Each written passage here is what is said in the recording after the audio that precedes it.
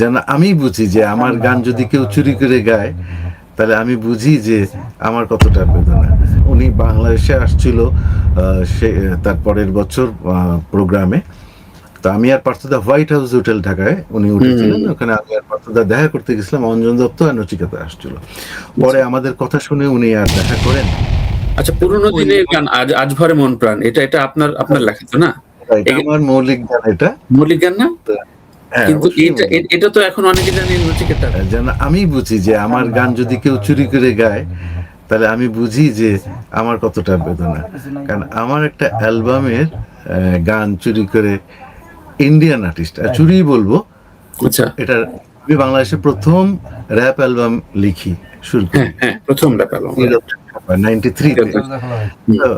আমরা এই অ্যালবামটা আমাদের মাকসুদ ভাই আবার আমার অ্যালবামকে খুব পছন্দ করছে। হ্যাঁ, তো আমাদের কাছে একটা অ্যালবাম নিয়ে বললো যে আমার বন্ধু নচিকেতা, তাকে দিব, প্রেজেন্ট করব। তার আগে কিন্তু 92 নচিকেতার একটা প্রথম অ্যালবাম বেরোয়, ওই যে লাল ফিতা, এই যে ওটা প্রথম 92 বেরোয়। 93 আমরা কিন্তু ত্রিরত্নের খ্যাপা বের করি। আচ্ছা, পুরোনো দিনের গান আজ ভরে মন প্রাণ, এটা এটা আপনার আপনার লেখা তো না?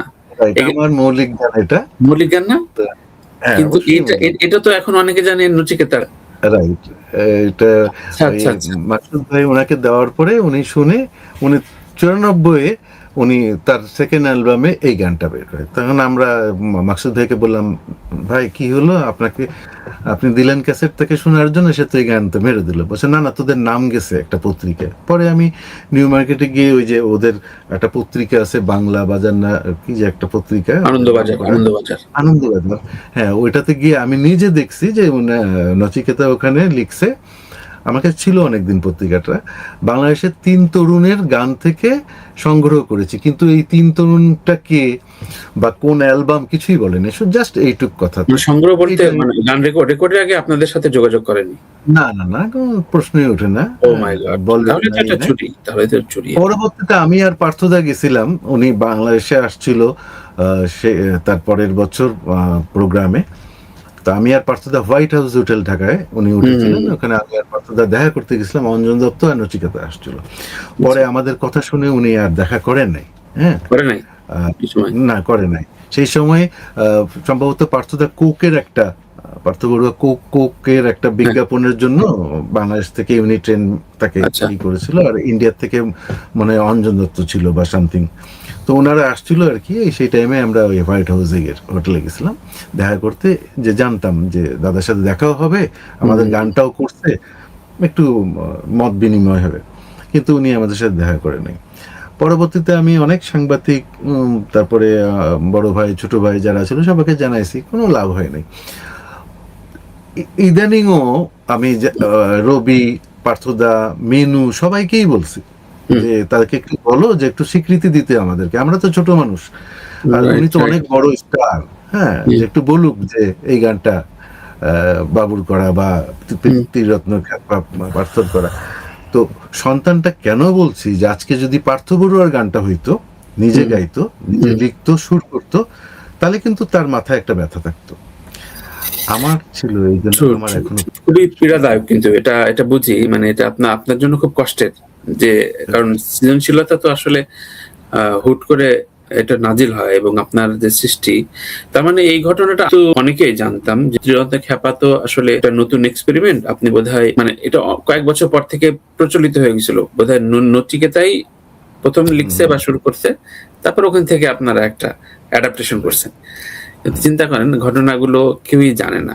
বাবু ভাই, আমরা প্রায় সময় আলোচনা করি যে লাকি আখন্দের সুর আর আপনার সুর, বাংলাদেশে ধরেন বিয়ে বাড়ি, হলুদ,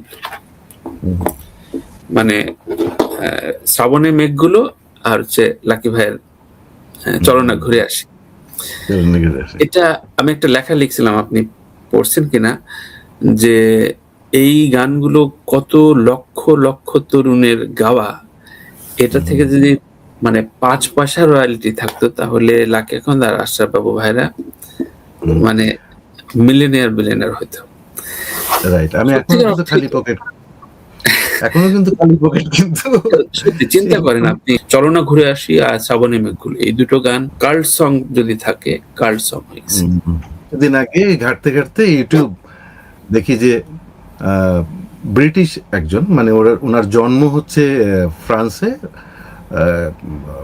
পল কি নাম যেন ইংরেজি, উনি হচ্ছে ইংল্যান্ডের একজন অভিনেতা, একজন পপ গায়ক বা রকস্টার এই জাতীয়। উনি এক বাঙালি ছেলের সাথে, সিলেটি এক ছেলের সাথে পরিচয় হওয়ার পরে কিছু বাংলা গান শিখে, তার মধ্যে 2টা গান আমি পেলাম। এক হচ্ছে শ্রাবণের মেঘ, যেটা ইউটিউবে আছে ওর নিজের গাওয়া বাংলায়, আর হচ্ছে আমায় দেখো না লাকি এখানদের, ইউটিউবে সার্চ করলে পাওয়া যাবে। একজন নাইজেরিয়ানকে পাইলাম, সে শ্রাবণের মেঘ পুরো বাংলায় গাইছে, তারা মিউজিক করে। দেখছি একটা পাকিস্তানি মেয়েকে পেলাম, বাচ্চা পিয়ানো বাজায় শ্রাবণের মেঘ করছে। ইন্ডিয়াতে অহরহ, শ্রীলঙ্কান পাইছি। তো এখানে ভাল লাগে যে আমাদের বাংলাদেশি গান, আমার না হোক অন্য কারোর গান হলেও আমার খুব খুশি লাগতো। তো সেখানে আমার গানটা তারা শুনতেছে বা তারা করতেছে কাভার হিসেবে, এটা ভালো লাগে। সত্যি জীবনের এই মানে একটা জীবন পার করে দিলেন। এখন অনেকেই বলতেছে, অনেকেই আলোচনা করছে রয়্যালিটি অমুক তমুক। সত্যিকার অর্থেই দেখে যাওয়ার একটা অভিপ্রায় তো আছে আপনার, যে গানের এই মানে সত্ত্বাধিকারী বা গান রয়্যালিটি নিয়ে, এগুলো নিয়ে কি কেউ কি আলোচনা করেছে? এসছে আপনার গানের প্রোটেক্টেড রয়্যালিটি কপিরাইট কি হয়েছে বাবু ভাই আপনার এত গান? আমি যেটুক মানে এই কপিরাইট নিয়ে চিন্তা ভাবনা করলাম, খোঁজ খবর নিলাম, তাতে আমাদের সরকারিভাবে যারা কপিরাইটের আগারগাঁওতে যারা বসে আছেন, বা ওনারা তো সরকারি, যান আসেন, নতুন কেউ আসেন, হ্যাঁ, তো ইনারা কপিরাইট সম্বন্ধে আমার মনে হয় না যে খুব ভালো কিছু জানেন, বা খুব ভালো কিছু ইন্টারন্যাশনালি ওয়েতে মানে ওইভাবে তাদের কোনো ধ্যান ধারণা নাই। যেটা আমাদের এখানকার ছেলেরা বোঝায় সেটাই বুঝে, মানে ওই ইন্টারন্যাশনাল যে কপিরাইটের যে ওইটা আমাদের এখানে নাই। আর এখানে কিছু ছোট ছোট হাউস তৈরি হয়েছে, যেটা বলবো কেউ পাবলিশার্স বলে, কেউ এগুলা বিভিন্ন বাইরের কপিরাইট সংস্থার, এরা হচ্ছে লিঙ্ক কিনে বা তাদের সাথে রেজিস্ট্রেশন করে করতেছে। সেই সব ক্ষেত্রেও কিন্তু বিশ্বাসের একটা বিশাল ফারাক আছে এখানে, তাদেরকে বিশ্বাস করাটাও। এটা হচ্ছে অহরহ হচ্ছে যে আমি আমার সব গান দিয়ে দিলাম, পরে দেখতেছি যে আমার গান ভিউ এত হচ্ছে, আমি দেখতে পাচ্ছি এত ভিউ, কিন্তু ওখানে গিয়ে দেখছি আমি কিছুই পাচ্ছি না। তো এখানে আবার সিস্টেম করছে যে কেউ 30-70, মানে তারা কাজ করে দিবে, ভিউ এনে দিবে বা রয়্যালিটি এনে দিবে, সেখানে তার 30%, আর যে যার সাবজেক্ট সে 70%।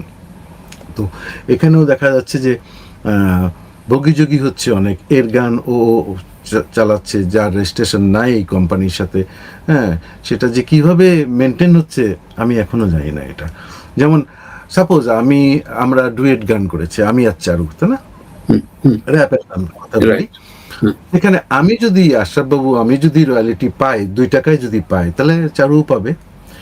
তো চারুর কিন্তু ওইখানে রেজিস্ট্রেশন নাই, তার মানে সে পাচ্ছে না। কিন্তু ওরা তাকে আনতেছে না, মানে তারা যে তাকে ফোন করে বলবে যে এখানে আশরাফ বাবু আছে, আপনিও আসেন, আপনিও সিগনেচার করেন, সেটা কোম্পানি হোক বা পাবলিশার্স হোক, করতেছে না। এই টাকাটা যাচ্ছে কোথায়? এটা তো একটা খাতে ঢুকে যাচ্ছে, তাই না? রাইট। তো এরকম কিছু গ্যাপ আছে এইসব জায়গাগুলোকে। তো আমরা যারা পুরানো যারা আছি, আমাদের এক হওয়া উচিত, হ্যাঁ, এইসব ব্যাপারে, কারণ এটা একটা আর্নিংস, এটা আমাদের মানে আপনারা তো ধরেন মানে বিঘাকে বিঘা জমি কেনেন নাই, এটা ইনভেস্ট করেন, আপনাদের মেধার ইনভেস্টমেন্ট হয়েছে, এবং সেটা অমূল্য। আবার আমাদের গান নিয়ে কিন্তু সাধারণ পাবলিক, তারা কিন্তু আমাদের গান উঠিয়ে লক্ষ লক্ষ টাকা রেভিনিউ নিয়ে যাচ্ছে, ভিউ, এটা সবচেয়ে বেশি, কিন্তু এটা পরিমাণ সবচেয়ে বেশি। মানে এখনো পর্যন্ত আমি জানি যে দৃষ্টি প্রদীপ আমার গানটা একজন তুলে সে ছাড়তেছে না আর কি, তাকে এত মানে কোম্পানিতে এত তারা মেল করতেছে আমার এই ক্ল্যাপ সার্ভিস, সে মনিটাইজ করে সে রেভিনিউ জেনারেট করছে, হ্যাঁ, সে রেভিনিউ নিয়ে যাচ্ছে। কিন্তু হ্যাঁ, তা পরবর্তীতে আমি কিছুদিন আগে আমার এনআইডি দিলাম, যদিও শ্রাবণের মেঘ দৃষ্টি প্রদীপ কপিরাইটটা আমার রিসেন্টলি হয়েছে, অনেকদিন আগে দিয়ে রেখেছিলাম, কিন্তু রিসেন্টলি করেছে। কিন্তু এখানেও গাফিলতি, সরকারিভাবে কয়েকবার কাগজ দেওয়া হয়েছে, কাগজ থাকে না, হারায় যায়, এই হয় ওই হয়, আবার চাই কাগজ, আমার মেল আসে, আবার দেন কাগজ। এগুলো তো এইসব দিকে আমাদের নজর দেওয়া উচিত, আমাদের সরকারিভাবে আমাদের পৃষ্ঠপোষকতা করা উচিত গানের। শুধু আমার বলে না, আরো যারা নতুন গীতিকার আছে তাদেরকে উদ্বুদ্ধ করা উচিত। কারণ পার্শ্ববর্তী রাষ্ট্র কিন্তু এই গান বাজনা দিয়ে কিন্তু অনেক সরকারি ইনকাম হচ্ছে, যে আমাদের টেলিভিশনে এত গান, আমাদের রেডিওতে হাজার হাজার গান, এই গানগুলার কই সরকারের ঘরে তো কিছুই ঢুকছে না, কোথায় যাচ্ছে গানগুলা, টাকাগুলা, এই রেভিনিউ গুলা।